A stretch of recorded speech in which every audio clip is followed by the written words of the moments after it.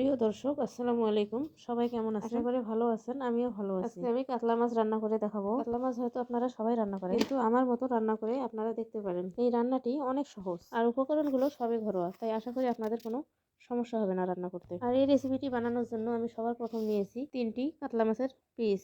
এবার মাছগুলোকে আমাদের ম্যারিনেট করে নেওয়া লাগবে। ম্যারিনেট করার জন্য দিলাম শুকনো মরিচের গুঁড়ো, হলুদ গুঁড়ো ও লবণ। এখন আমি মাছগুলো ভালোভাবে ম্যারিনেট করে নেব।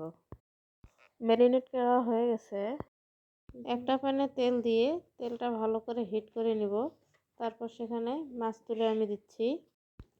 মাছগুলো কিন্তু মিডিয়ামভাবে ভাজতে হবে, বেশি ভাজাও যাবে না, আবার কম ভাজাও যাবে না। মাছগুলো এক পিঠ ভাজা হয়ে গেছে, তাই আমি উল্টে দিচ্ছি। আর এক পিঠ ভাজা হলে মাছগুলো তুলে নিতে হবে।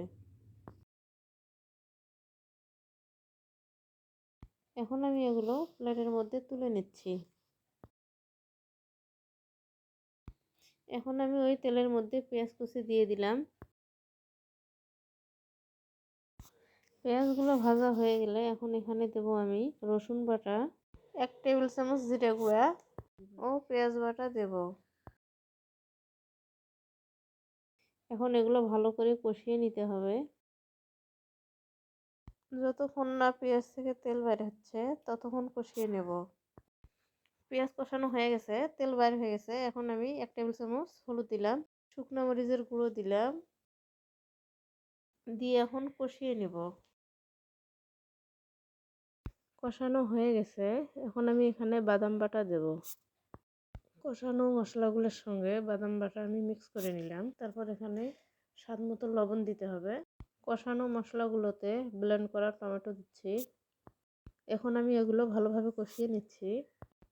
যতক্ষণ না তেল বার হচ্ছে ততক্ষণ কষিয়ে নিতে হবে। কষানো মশলাগুলো থেকে তেল বার হয়ে গেছে, তাই 1 কাপ পরিমাণ পানি দিলাম।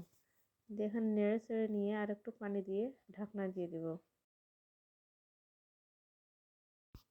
2 মিনিট পর আবারও ফিরে আসলাম। এখন আমি এখানে মাছের পিসগুলো দিয়ে দিব। মাছের সবগুলো টুকরো দেওয়া হয়ে গেছে। এখন আমি ঢাকনা দিয়ে দিলাম। 10 মিনিট পর ফিরে এলাম। আপনারা দেখতেই পাচ্ছেন রান্না হয়ে গেছে।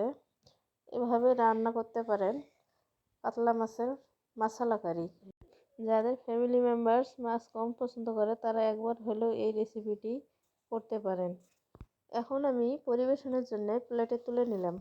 এক পদে প্লেট থেকে ভাত উঠে যাবে। সবাইকে ধন্যবাদ। আল্লাহ হাফেজ।